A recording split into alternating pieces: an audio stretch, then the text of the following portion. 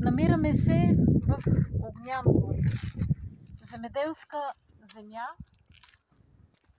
Място предвидено за канал, предполагам, за вода. Гледката е покъртителна. Навсякъде срещаш остатъци от капково напояване, найлони, битов отпадък.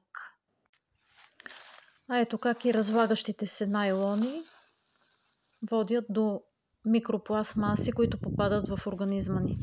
Нищо по-ново може би не можем да измислим от това да направим информационни кампании много силни. От всякъде да заливат не някакви безсмислени новини, които нищо не значат за хората, а за всички, които не са схванали от информационните кампании, защо не трябва да замърсяват и продължават да го правят, глобите да бъдат много големи.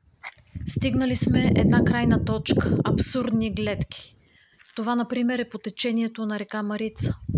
България никога не е била по-мръсна от сега. И това е с което трябва да започнем, за да имаме изобщо някакво бъдеще.